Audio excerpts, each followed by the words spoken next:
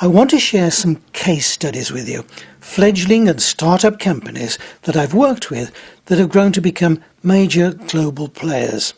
Now, I've chosen each one because they illustrate some of the key themes that run throughout this course. And they are: 1. To become a leader, a company must behave like a leader. 2. If you don't ask, you won't get. 3. Think like the media, an editor, a journalist, a top blogger.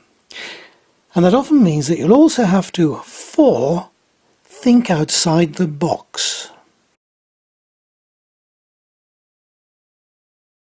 Let's start with behaving like a leader. A few years ago, I was asked to help a small jobbing shop software house to deliver an aggressive growth strategy. I can picture them still. Their office was above an automobile sales showroom in a rundown part of town. Their receptionist sat next to a coat stand at what looked like a kitchen table. Wires trailed out of the back of her computer like a rat's nest, and parcels were all over the floor. The lavatory was shared with other tenants. A multinational it wasn't. They decided to focus on developing a high-value software platform for a sector of the pharmaceutical industry, with a typical implementation cost well in excess of $2 million. Their chosen pharmaceutical sector had the advantage of most companies being outside the UK, which meant that at least they could easily hide their very modest size. From day one, they decided to spend their marketing budget almost exclusively on media coverage in pharmaceutical magazines. They didn't even have a company brochure or a product brochure. But they behaved like a leader, and that's how the media accepted them. They wrote with authority and they got published. After their first major sale, a couple of $1 million, they took their next big media step. We decided to publish our own quarterly newsletter aimed at VPs within the pharma sector. And from day one, it was most definitely not a sales newsletter. It discussed key issues in the pharma industry and featured interviews with international thought leaders. And I never had a problem finding completely relevant material. In an independent readership survey, something like 80% of recipients agreed with the statement, "I look forward to receiving each issue." A significant number said they had passed on copies to colleagues. And over the years, we received requests from readers going on maternity leave asking us to send copies to their home address. Within 7 years, they had become a true multinational with implementations around the globe, very prestigious headquarters in the UK and offices overseas. Their system had become the de facto solution for their market sector. The company achieved its planned exit strategy, was sold to a huge American company, and their product is still the market leader worldwide. Now, clearly, there are a lot of factors behind their success. A great product, highly motivated staff, a clear strategy, and so on. But their leadership approach to the media was also a major contributor. If you don't ask, you won't get. At first it's going to feel strange phoning editors and journalists and contacting bloggers if you've never done it before. Don't worry, I do show you how to schmooze the media later on in the course. But this maxim, if you don't ask, you won't get, is a good one. One of the most extreme examples I've experienced was on behalf of a family-owned software house who again adopted the non-sales newsletter approach. Their focus was industrial strength accounting systems.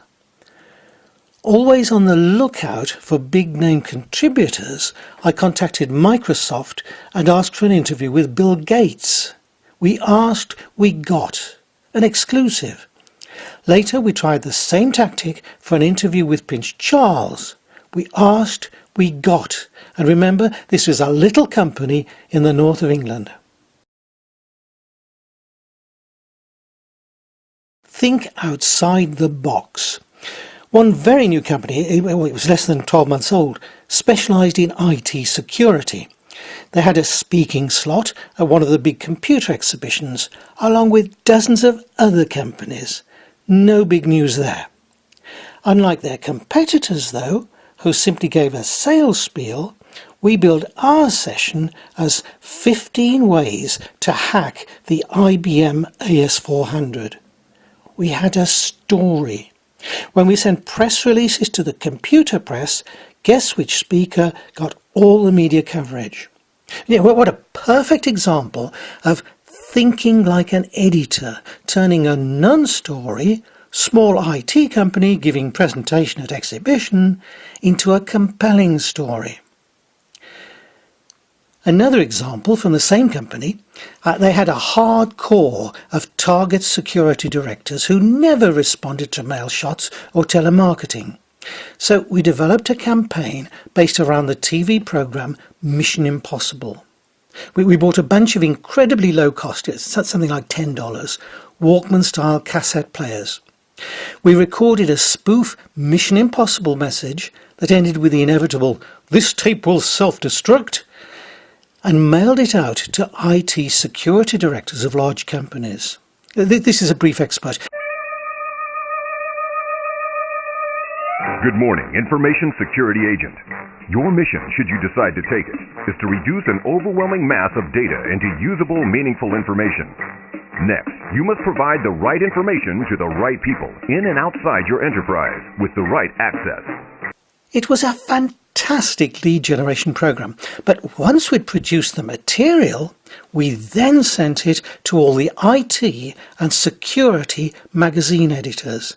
An incredible response that opened the door to all the key media people specialising in IT security. Think like the media. During the course, you'll learn why most releases are binned. They don't have a story, they're not news, they're not novel, they don't have a compelling image, and they don't make the editor's life any easier. I mean, remember our hacker's guide? Now that was novel. One client pulled off a long-term coup by making life easy for a trade editor. The client specialised in software solutions for builders merchants. Those are the trade outlets that supply the construction industry. They offered to provide regular monthly articles on technology trends for a magazine called Builders Merchant Journal. They promised never to make a sales pitch. All they wanted was the byline and a photo of their MD, the author. They wanted to be a voice in the industry. They were turned down flat, of course. No editor believes a contributor like that will ever resist the temptation to sell. So my client simply submitted suitable, value-added articles each month, knowing that they wouldn't be published at first. After 3 or 4 submissions, they won the editor over. Result? For 2 or 3 years, my client had a full-page feature every month at no cost. Full-page adverts would have cost thousands and lacked the credibility of featured articles.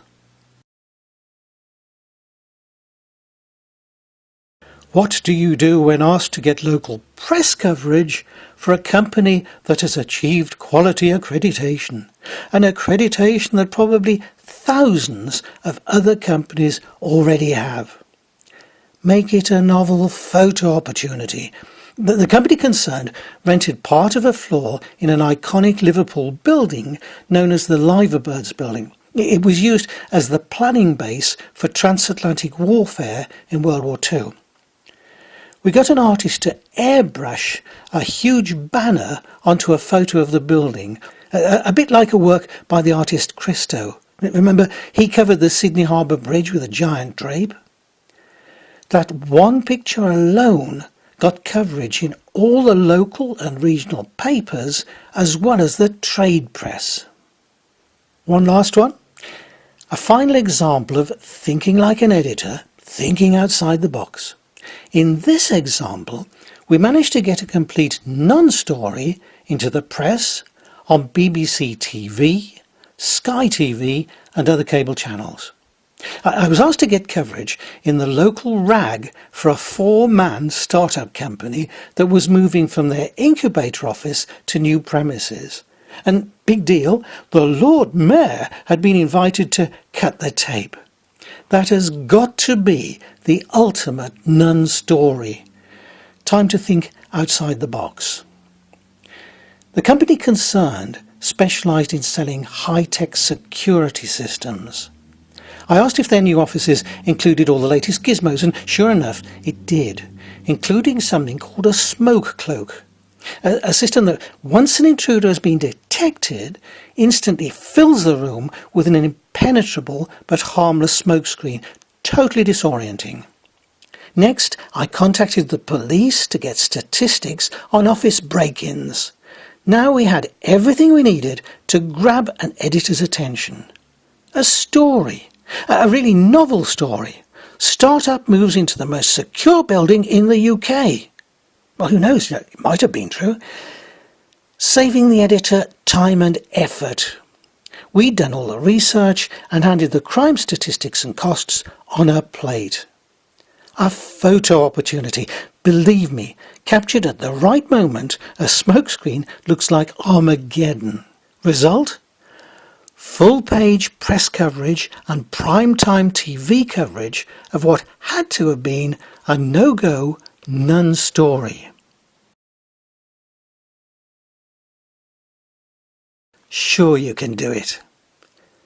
To become a leader, behave like a leader. Ask the impossible and you'll often get. Think like an editor, a journalist, a top blogger. And think outside the box.